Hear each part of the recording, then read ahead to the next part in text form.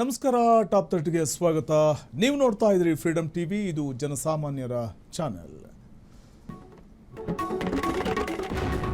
ರಾಜ್ಯದಲ್ಲಿ ಉಪಚುನಾವಣಾ ಕಣ ರಂಗೇರಿದ್ದು ಎಲ್ಲ ಅಭ್ಯರ್ಥಿಗಳು ಹಾಗೂ ಬೆಂಬಲಿಗರು ಮನೆ ಮನೆಗೆ ತೆರಳಿ ಮತಯಾಚನೆ ಮಾಡ್ತಿದ್ದಾರೆ.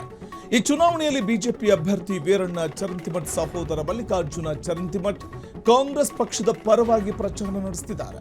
ಮಲ್ಲಿಕಾರ್ಜುನ ಚರಂತಿಮಠ್ ಅವರು ತಮ್ಮ ಪ್ರಚಾರಕ್ಕೆ ಉತ್ತಮ ಪ್ರತಿಕ್ರಿಯೆ ವ್ಯಕ್ತವಾಗಿದೆ ಅಂತ ಹೇಳಿದ್ದಾರೆ. ಉಮೇಶ್ ಮೇಟಿ ಅವರಿಗೆ ಅವರ ತಂದೆಯವರ ಅಕಾಲಿಕ ಮರಣದಿಂದಾಗಿ ಒಂದು ಸಹಾನುಭೂತಿಯ ಅಲೆ ಇದೆ. ಜನ ಅವರಿಗೆ ಮತ ಹಾಕಲು ನಿರ್ಧರಿಸಿದ್ದಾರೆ ಅಂತ ಹೇಳಿದ್ದಾರೆ.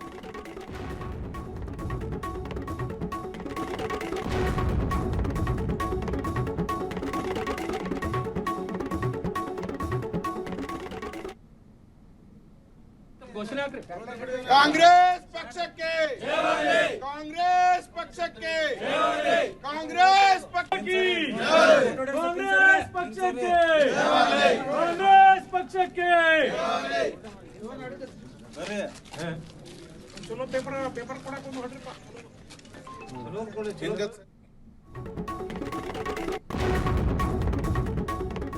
ಬಿಜೆಪಿ ರಾಜ್ಯಾಧ್ಯಕ್ಷ ಬಿವೈ ವಿಜಯೇಂದ್ರ ಮತ್ತು ಮಾಜಿ ಸಚಿವ ಅರವಿಂದ ಲಿಂಬಾವಳಿ ಅವರು ವೈಮನಸ್ಸು ಮರೆತು ಪ್ರಚಾರಕ್ಕೆ ಮುಂದಾಗಿದ್ದಾರೆ. ಕೇಂದ್ರ ಸಚಿವ ಪ್ರಹ್ಲಾದ್ ಜೋಶಿ ಸಲಹೆಯನ್ನ ಅರವಿಂದ ಲಿಂಬಾವಳಿ ಪಾಲಿಸಿದ್ದಾರೆ. ಲಿಂಬಾವಳಿ ಎಂಟ್ರಿಯಿಂದಾಗಿ ವಿಜೇಂದ್ರಗೆ ಬಿಗ್ ಬೂಸ್ಟ್ ಸಿಕ್ಕಂತಾಗಿದೆ. ಈ ದೋಸ್ತಿಯಿಂದ ಈಗ ಕಾಂಗ್ರೆಸ್ಗೆ ನುಂಗಲಾರದ ತುತ್ತಾಗಿ ಪರಿಣಮಿಸ್ತಾ ಇದೆ ಈ ಬೆಳವಣಿಗೆ. ಇಬ್ಬರೂ ಸೇರಿ ಬಾಗಲಕೋಟೆ ಹಾಗೂ ದಾವಣಗೆರೆ ಕ್ಷೇತ್ರದಲ್ಲಿ ದಾವಣಗೆರೆ ದಕ್ಷಿಣದಲ್ಲಿ ಬಿಜೆಪಿ ಅಭ್ಯರ್ಥಿಯ ಪರವಾಗಿ ಮತಯಾಚನೆಯನ್ನ ಮಾಡಿದ್ದಾರೆ.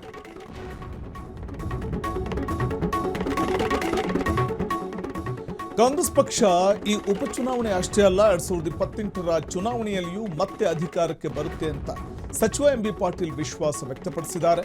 ಇನ್ನು ಗೃಹಲಕ್ಷ್ಮಿ ಹಣದ ಬಗ್ಗೆಯೂ ಪ್ರತಿಕ್ರಿಯೆ ನೀಡಿದ್ದಾರೆ. ಬಿಹಾರ ಚುನಾವಣೆ ಅವರು ಮಾಡಿದಂತೆ ನಾವು ಮಾಡಿಲ್ಲ. ಈ ಹಿಂದೆ ಚುನಾವಣೆಯಲ್ಲಿ ಹೇಳಿದ್ದೇವೆ, ಅದನ್ನು ಮುಂದುವರಿಸಿಕೊಂಡು ಹೋಗ್ತಾ ಇದ್ದೇವೆ.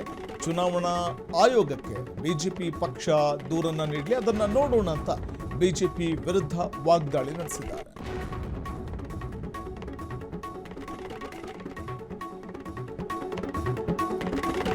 ಕೇರಳ ಚುನಾವಣೆ ಹಿನ್ನೆಲೆಯಲ್ಲಿ ಸಚಿವೆ ಶೋಭಾ ಕರಂದ್ಲಾಜೆ ಬೆಂಗಳೂರಿನಲ್ಲಿ ಕೇರಳಿಗರ ಸಭೆಯನ್ನು ನಡೆಸಿದರು. ಬಿಜೆಪಿ ಕಚೇರಿಯಲ್ಲಿ ನಡೆದ ಸಭೆಯಲ್ಲಿ ಅವರು ಕೇರಳಂನಲ್ಲಿ ಈ ಬಾರಿ ಭಾರಿ ಉತ್ತಮ ಸಾಧನೆಯನ್ನ ಬಿಜೆಪಿ ತೋರುತ್ತೆ ಅನ್ನುವಂಥ ವಿಶ್ವಾಸವನ್ನು ವ್ಯಕ್ತಪಡಿಸಿದ್ದಾರೆ. ಕೇರಳಿಗರು ಮತದಾನ ಪ್ರಕ್ರಿಯೆಯಲ್ಲಿ ಭಾಗಿಯಾಗಿ ಎನ್ಡಿಎ ಅಭ್ಯರ್ಥಿಗಳಿಗೆ ಮತ ಚಲಾಯಿಸುವಂತೆ ಕರೆ ನೀಡಿದರು. ಕೇರಳದಲ್ಲಿ ಈ ಬಾರಿ ರಾಜಕೀಯ ಬದಲಾವಣೆಯಾಗಲಿದೆ. ರಾಜ್ಯ ಸರ್ಕಾರ ಎಲ್ಲ ರಂಗಗಳಲ್ಲಿ ವಿಫಲವಾಗಿದೆ ಅಂತ ಟೀಕಿಸಿದರು.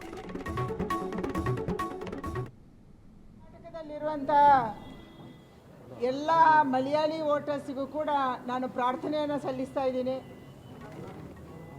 ಅತ್ಯಂತ ಮಹತ್ವದ ಚುನಾವಣೆ ಕೇರಳದಲ್ಲಿ ನಡೀತಾ ಇದೆ. ಕೇರಳದ ಅಭಿವೃದ್ಧಿ ಸಲುವಾಗಿ, ಕೇರಳದ ಉಳಿವಿನ ಸಲುವಾಗಿ, ಕೇರಳದ ಸುರಕ್ಷತೆಯ ಸಲುವಾಗಿ ನಡೀತಾ ಇರುವಂಥ ಒಂದು ಚುನಾವಣೆ. ಕಳೆದ 78 ವರ್ಷಗಳಿಂದ UDF ಇಲ್ಲ LDF, LDF ಇಲ್ಲ UDF ಇದೇ ಅಲ್ಲಿ ನಡೆದಿತ್ತು. ಅಭಿವೃದ್ಧಿ ಆಗಿಲ್ಲ. ಬಹಳ ದೊಡ್ಡ ಪ್ರಮಾಣದ ವಿದ್ಯಾರ್ಥಿನಿಯರು ಓದಬೇಕು ಅಂದರೆ ಬೇರೆ ರಾಜ್ಯಕ್ಕೆ ಹೋಗ್ತಾರೆ. ಬಹಳ ದೊಡ್ಡ ಪ್ರಮಾಣದ ಯುವಕರು ಯುವತಿಯರು ಉದ್ಯೋಗ ಬೇಕು ಅಂದರೆ ಬೇರೆ ರಾಜ್ಯಕ್ಕೆ ಹೋಗ್ತಾರೆ, ಬೇರೆ ದೇಶಕ್ಕೆ ಹೋಗ್ತಾರೆ. ಯಾವುದೇ ಇಂಡಸ್ಟ್ರಿಗಳು, ಯಾವುದೇ ದೊಡ್ಡ ಕಂಪನಿಗಳು ಕೇರಳಕ್ಕೆ ಬರೋದಿಲ್ಲ. ಇದಕ್ಕೆಲ್ಲ ಕಾರಣ ಕಳೆದ 78 ವರ್ಷಗಳಿಂದ ಆಡಳಿತ ನಡೆಸಿರುವಂಥ UDF ಮತ್ತು LDF. ನರೇಂದ್ರ ಮೋದಿ ಅವರು ಕೊಟ್ಟಂಥ ಹಣವನ್ನು ಸದುಪಯೋಗ ಮಾಡುವುದನ್ನು ಕೂಡ ಕೇರಳ ಸರ್ಕಾರ ಮಾಡ್ತಾ ಇಲ್ಲ. ಕೇರಳದ ವಿಧಾನಸಭೆಯಲ್ಲಿ ಧ್ವನಿ ಎತ್ತುವವರು ಬೇಕಾಗಿದೆ. ಈ ಧ್ವನಿ ಎತ್ತುವುದರ ಸಲುವಾಗಿ ಇವತ್ತು NDA ಅಭ್ಯರ್ಥಿಗಳನ್ನು ನಾವು ನಿಲ್ಲಿಸಿದ್ದೀವಿ. ಅವರು ಗೆದ್ದು ಹೋಗಬೇಕು. ನರೇಂದ್ರ ಮೋದಿ ಅವರು ಕೊಟ್ಟಂಥ ಒಂದೊಂದು ಯೋಜನೆ ಕೂಡ ಕೇರಳದಲ್ಲಿ ಸದುಪಯೋಗ ಆಗಬೇಕು, ಜನರ ತನಕ ತಲುಪಬೇಕು. ಈಗ ಪತ್ರಕರ್ತ ನವೀನ್ ಸೂರಿಂಜೆ ಬರೆದಿರೋ ಕರಾವಳಿ ಚರಿತ್ರೆಯಲ್ಲಿ ಹೈದರ್ ಅಲಿ ಮತ್ತು ಟಿಪ್ಪು ಸುಲ್ತಾನ್ ಕೃತಿ ಬಿಡುಗಡೆ ಕಾರ್ಯಕ್ರಮ ಬೆಂಗಳೂರಿನ ಕಬ್ಬನ್ ಪಾರ್ಕ್ನ ಚನ್ನಬಸಪ್ಪ ಸಭಾಂಗಣದಲ್ಲಿ ನಡೆಯಿತು. ಕಾರ್ಯಕ್ರಮದಲ್ಲಿ ಸಚಿವ ಪ್ರಿಯಾಂಕ್ ಖರ್ಗೆ ಭಾಗಿಯಾಗಿ ಮಾತಾಡಿದ್ರು. ಈ ವೇಳೆ RSS ವಿರುದ್ಧ ವಾಗ್ದಾಳಿ ನಡೆಸಿದ ಸಚಿವ, RSS ಪುಸ್ತಕಗಳಿಂದ ಸಮಾಜ ಹಾಳಾಗ್ತಾ ಇದ್ದು RSS ಹಾಗೂ ಬಿಜೆಪಿ ಇತಿಹಾಸವೇ ಓದೋದಿಲ್ಲ ಅಂತ ಹೇಳಿದರು. ಮಸೀದಿ ಕೆಡವಿದ್ರೆ ದೇಗುಲ, ದೇಗುಲ ಕೆಡವಿದ್ರೆ ಸ್ತೂಪ ಅಂತ ಹೇಳಿಕೆ ನೀಡಿದ ಸಚಿವರು ನರೇಂದ್ರ ಮೋದಿ ಮೂವಿ ಬಂತು, RSS ಮೂವಿ ಬಂತು, ಅದು 100 ಕೋಟಿ ದಾಟಿಲ್ಲ ಅಂದ್ರು. ಮೇಕ್ ಇನ್ ಮೈಸೂರು ಮಾಡಿದ್ದು ಟಿಪ್ಪು ಸುಲ್ತಾನ್ ಅಂತ ಹೇಳಿದ್ರು. ಬಿಜೆಪಿಯವರಿಗೆ ಹೇಗೆ ನಮ್ಮ ಬಿಜೆಪಿ ಇತಿಹಾಸ ಓದೋದಿಲ್ಲ. ಇವಾಗ ಯಾರು ಕೆಲವು ರಾಜ್ಯದಲ್ಲಿ ಇಷ್ಟೆಲ್ಲ ಹೇಳ್ತಾರಲ್ಲ, ಅವ್ರ ತಾಯಿಯಂದ್ರೆ ನೋಡಿದ್ರೆ ಅವ್ರು ಮುಸಲ್ಮಾನ್ ಇರ್ತಾರೆ, ಅವ್ರ ತಂದೆಯವರು ಮುಸಲ್ಮಾನ್ ಇರ್ತಾರೆ. ಈಗ ಎಷ್ಟು ಜನ ಮೊಘಲರ ಆಸ್ಥಾನದಲ್ಲಿ ರಜಪೂತ್ ರಾಣಿಗಳು. It's all about alliances, either through marriage or through war. ಇವೆರಡೇ ಅಲ್ವಾ? ಹಾಗಾಗಿ ನೀವು ವಿಜಯನಗರ ಸಾಮ್ರಾಜ್ಯನ ನೀವು ಇತಿಹಾಸ ನೋಡಿದ್ರೆ ಯಾರ್ಯಾರು ಎಲ್ಲೆಲ್ಲಿ ಹೆಣ್ಣು ಕೊಟ್ಟಿದ್ರು, ಯಾರ್ಯಾರು ಎಲ್ಲೆಲ್ಲಿ ಯಾರ ಸಾಮ್ರಾಜ್ಯ ಹೇಗೆ ಬೆಳೀತು ಅಂತ ನೀವು ನೋಡಿದ್ರೆ ನಿಮ್ಗೆ ಗೊತ್ತಾಗುತ್ತೆ.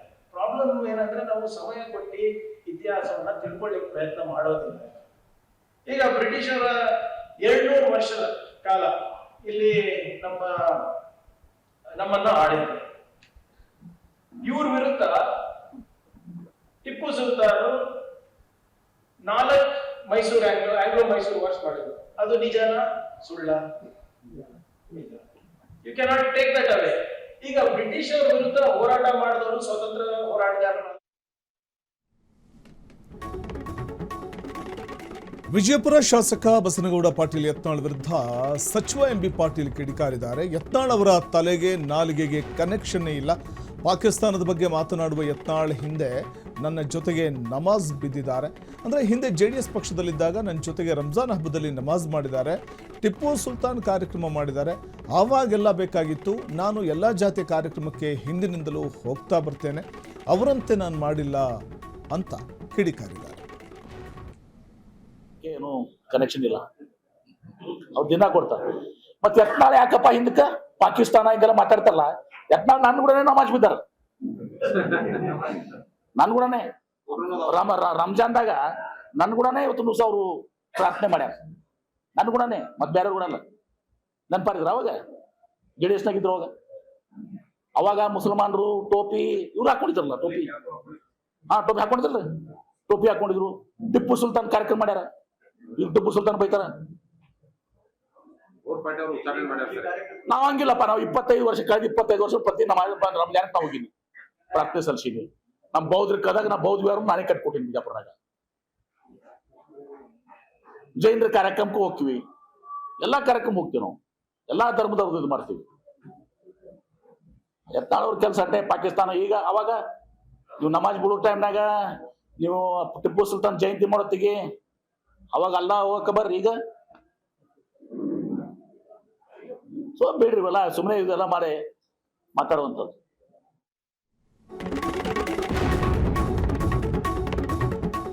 ಮಂಡ್ಯ ಜಿಲ್ಲೆ ಪಾಂಡವಪುರ ತಾಲೂಕಿನಲ್ಲಿರುವ ಶ್ರೀ ಕ್ಷೇತ್ರ ಮೇಲುಕೋಟೆಯಲ್ಲಿ ವಿಶ್ವವಿಖ್ಯಾತ ವೈರಮುಡಿ ಬ್ರಹ್ಮೋತ್ಸವ ಅದ್ದೂರಿಯಾಗಿ ಜರುಗಿತು. ಈ ಭವ್ಯ ಉತ್ಸವವನ್ನು ಕಣ್ತುಂಬಿಕೊಳ್ಳುವುದಕ್ಕೆ ಸಹಸ್ರಾರು ಸಂಖ್ಯೆಯಲ್ಲಿ ಭಕ್ತರು ಆಗಮಿಸಿದ್ರು.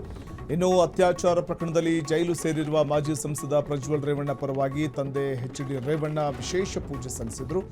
ರೇವಣ್ಣ ಹಾಗೂ ಪುತ್ರ ಸೂರಜ್ ವೈರಮುಡಿ ಬ್ರಹ್ಮೋತ್ಸವದಲ್ಲಿ ಪ್ರಜ್ವಲ್ ಹೆಸರಲ್ಲಿ ವಿಶೇಷ ಅರ್ಚನೆಯನ್ನ ಮಾಡಿಸಿದ್ದು ಬಹಳ ಪ್ರಮುಖವಾಗಿತ್ತು. ಈ ಮೂಲಕ ಆದಷ್ಟು ಬೇಗ ಜೈಲಿನಿಂದ ಪ್ರಜ್ವಲ್ ರೇವಣ್ಣ ಆಚೆ ಬರಲಿ ಅಂತ ಪ್ರಾರ್ಥನೆ ಮಾಡಿಕೊಂಡು ನಾನು ನಮ್ಮ ಮನೆಯವರು ಎಲ್ಲ ಬರ್ತಾ ಇದ್ದೀವಿ, ನಮ್ಮ ಕುಟುಂಬ ಸಹಿತ.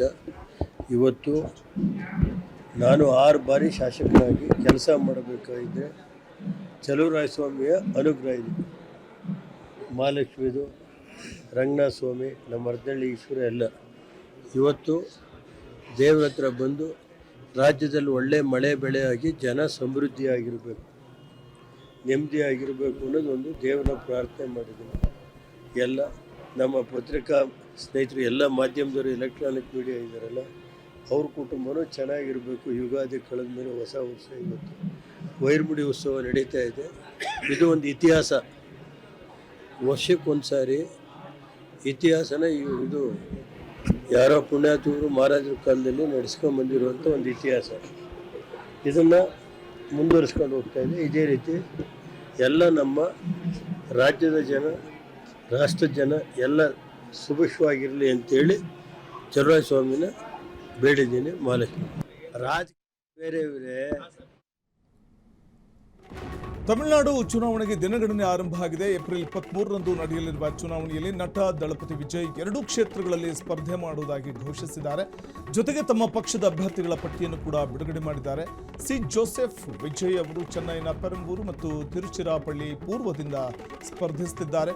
ಎಲ್ಲ 234 ವಿಧಾನಸಭಾ ಕ್ಷೇತ್ರಗಳಿಗೂ ಏಪ್ರಿಲ್ 23ರಂದು ಒಂದೇ ಹಂತದಲ್ಲಿ ಮತದಾನ ನಡೆಯಲಿದೆ. காப்பாளர்களை அறிமுகப்படுத்துறவருக்கு நம்ம கட்சிக்காரங்களுக்கு தேர்தலை ஃபேஸ் பண்ண எக்ஸ்பீரியன்ஸ்லாம் இல்லை அப்படி இப்படின்னு சொல்லுவாங்க. நம்மளுடைய வேட்பாளர்கள் எல்லாருமே ரொம்ப சாதாரணமான குடும்பத்திலிருந்து.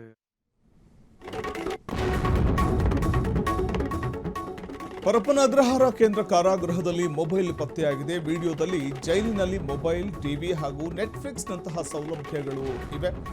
ಡಿಜಿಪಿ ಅಲೋಕ್ ಕುಮಾರ್ ಅವರೇ ಮೊಬೈಲ್ ನೀಡಿದ್ದಾರೆ ಅಂತ ಖೈದಿಗಳು ಹೇಳಿದ್ದಾರೆ. ನಮಗೆ ಮೊಬೈಲ್ ಕೊಟ್ಟಿದ್ದೆ ಡಿಜಿಪಿ ಅಲೋಕ್ ಕುಮಾರ್.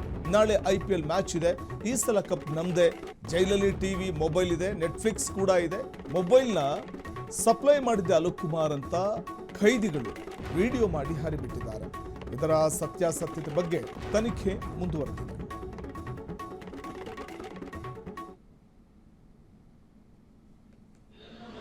ಈ ಸಲ ಕಪ್ ನಮ್ದು ನೋಡಿ ನಮ್ಮ ಭೂಮಾಯವನು ಇವನು RCBನೂ ಆಡ್ತಾನೆ. ನಮಗೆ ಈ ಫೋನ್ ತಗೊಂಬಂದು ಕೊಟ್ಟಿದ್ದು IPS, ಈ ಫೋನ್ ತಗೊಂಬಂದು ಕೊಟ್ಟಿದ್ದು ಅಲೋಕ್ ಕುಮಾರ್.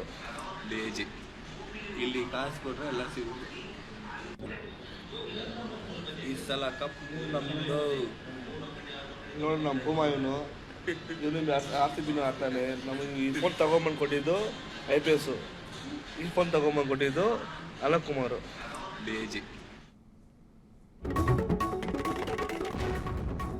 ಚಿತ್ರದುರ್ಗ ಜಿಲ್ಲೆಯ ಮೊಳಕಾಲ್ಮೂರು ತಾಲೂಕಿನಲ್ಲಿ ಅಕ್ರಮ ಮರಳು ದಂಧೆ ಎಗ್ಗಿಲ್ಲದೆ ನಡೀತಾ ಇರುವುದು ಬೆಳಕಿಗೆ ಬಂದಿದೆ. ಕೆಂಪು ಮಣ್ಣನ್ನ ವಾಶ್ ಮಾಡಿ ಫಿಲ್ಟರ್ ಮೂಲಕ ಮರಳಿನಂತೆ ಮಾಡಿ ಮಾರಾಟ ಮಾಡಲಾಗ್ತಾ ಇದೆ. ಒಂದೇ ಪರ್ಮಿಟ್ನಲ್ಲಿ ಡಬಲ್ ಲೋಡ್ ಸಾಗಾಟ ನಡೆಸ್ತಾ ಇರುವುದು ಕೂಡ ಬೆಳಕಿಗೆ ಬಂದಿದೆ. ಇದು ಸರ್ಕಾರದ ಆದಾಯಕ್ಕೂ ನಷ್ಟವನ್ನುಂಟು ಮಾಡಿದ್ದಲ್ಲದೆ ನಾಗಸಮುದ್ರ ಬ್ಲಾಕ್ನಲ್ಲಿ ಹೈ ಟೆನ್ಷನ್ ವಿದ್ಯುತ್ ಲೈನ್ ಸುತ್ತಮುತ್ತ ಗುಂಡಿಗಳನ್ನು ತೋಡಿ ಮರಳು ತೆಗೆಯಲಾಗ್ತಾ ಇದೆ. ಇದರಿಂದ ಯಾವುದೇ ಕ್ಷಣದಲ್ಲಿ ಭಾರೀ ಅಪಾಯ ಸಂಭವಿಸುವ ಸಾಧ್ಯತೆ ಇದ್ದು ವಿದ್ಯುತ್ ಲೈನ್ ಕುಸಿಯುವ ಭೀತಿ ಎದುರಾಗಿದೆ.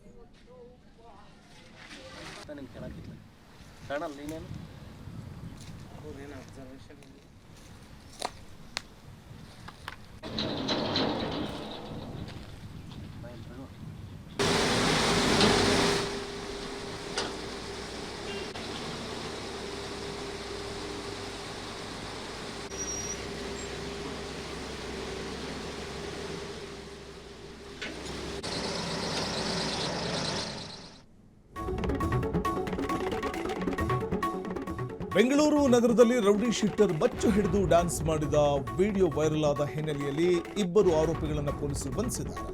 Rowdy sheeter Ranjith alias Ranju ಮತ್ತು ನಂದೀಶ್ ಬಂಧಿತರು. ಕರಗದ ವೇಳೆ ಬಳಸುವ ದೇವಿಯ ಹಾಡಿಗೆ ಎಣ್ಣೆ ಪಾರ್ಟಿಯಲ್ಲಿ ಮಚ್ಚು ಹಿಡಿದು ಸ್ಟೆಪ್ಸ್ ಹಾಕಿರುವುದು ವಿಡಿಯೋದಲ್ಲಿ ಕಂಡುಬಂದಿದೆ.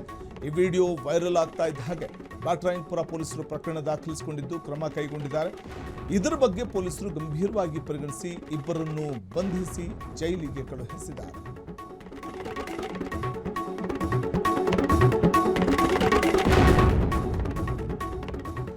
ಮಂಗಳೂರು ಕುಕ್ಕರ್ ಬಾಂಬ್ ಸ್ಫೋಟದ ಪ್ರಮುಖ ಆರೋಪಿ ಮೊಹಮ್ಮದ್ ಶಾರಿಕ್ನ ತಪ್ಪೊಪ್ಪಿಗೆ ಅರ್ಜಿಯನ್ನ ರಾಷ್ಟ್ರೀಯ ತನಿಖಾ ದಳ ವಿಶೇಷ ನ್ಯಾಯಾಲಯ ಮಾನ್ಯ ಮಾಡಿದ್ದು ಬರುವ ಏಪ್ರಿಲ್ 10ರಂದು ಶಿಕ್ಷೆ ಪ್ರಮಾಣ ಪ್ರಕಟಿಸಲಿದೆ. 3 ತಿಂಗಳ ಹಿಂದೆಯೇ ಆರೋಪಿ ಶಾರಿಕ್ ತಾನು ಈ ಕೃತ್ಯ ಎಸಗಿದ್ದಾಗಿ ತಪ್ಪೊಪ್ಪಿಕೊಂಡು NIA ವಿಶೇಷ ನ್ಯಾಯಾಲಯಕ್ಕೆ ಅರ್ಜಿ ಸಲ್ಲಿಸಿದ್ದ. ಈ ಅರ್ಜಿಯನ್ನು ಇದೀಗ ನ್ಯಾಯಾಲಯ ಪುರಸ್ಕರಿಸಿದೆ. ಈ ಕುಕ್ಕರ್ ಬಾಂಬ್ ಸ್ಫೋಟ ಪ್ರಕರಣ ಸಂಬಂಧ NIA ಅಧಿಕಾರಿಗಳು ತನಿಖೆ ನಡೆಸಿ 2024ರಲ್ಲಿ ಆರೋಪಿಗಳಾದ ಶಾರಿಕ್ ಮತ್ತು ಸೈಯದ್ ಯಾಸಿನ್ ವಿರುದ್ಧ ದೋಷಾರೋಪಣಾ ಪಟ್ಟಿ ಸಲ್ಲಿಸಿದೆ.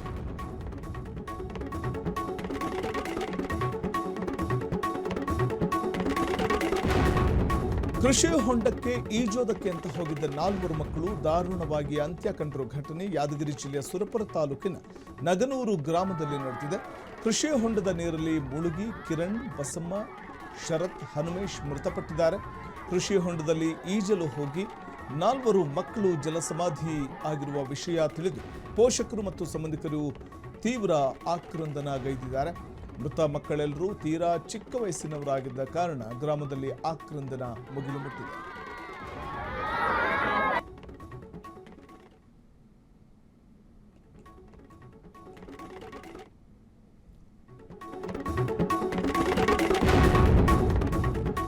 ರಾಯಚೂರು ಜಿಲ್ಲೆಯ ಸಿಂಧನೂರು ತಾಲೂಕಿನ 4 ಮೈಲ್ ಕ್ಯಾಂಪ್ ಸಮೀಪ ಅಪಘಾತ ನಡೆದಿದೆ. ಜಮೀನಿಗೆ ತಿಪ್ಪೆ ಗೊಬ್ಬರ ಸಾಗಿಸುತ್ತಿದ್ದ ಟ್ರ್ಯಾಕ್ಟರ್ ನಿಯಂತ್ರಣ ತಪ್ಪಿ ಕೆರೆಗೆ ಪಲ್ಟಿಯಾಗಿದ್ದು ಇಬ್ಬರು ಸ್ಥಳದಲ್ಲೇ ಸಾವನ್ನಪ್ಪಿದ್ದಾರೆ. ವಿರೂಪಾಪುರ ಗ್ರಾಮದ ಸುಕುಮುನಿ ಹಾಗೂ ಅರಳಹಳ್ಳಿ ನಿವಾಸಿ ವಿರೂಪನಗೌಡ ಮೃತ ದುರ್ದೈವಿಗಳು. ಘಟನೆ ಬಗ್ಗೆ ಮಾಹಿತಿ ತಿಳಿದು ಸಿಂಧನೂರು ಗ್ರಾಮೀಣ ಪೊಲೀಸರು ಸ್ಥಳಕ್ಕೆ ದೌಡಾಯಿಸಿದ್ದು ತನಿಖೆಯನ್ನ ನಡೆಸ್ತಾ ಇದ್ದಾರೆ. ಇನ್ನು ಮೃತದೇಹಗಳನ್ನು ಸಿಂಧನೂರು ತಾಲೂಕು ಆಸ್ಪತ್ರೆಗೆ ರವಾನಿಸಲಾಗಿದೆ.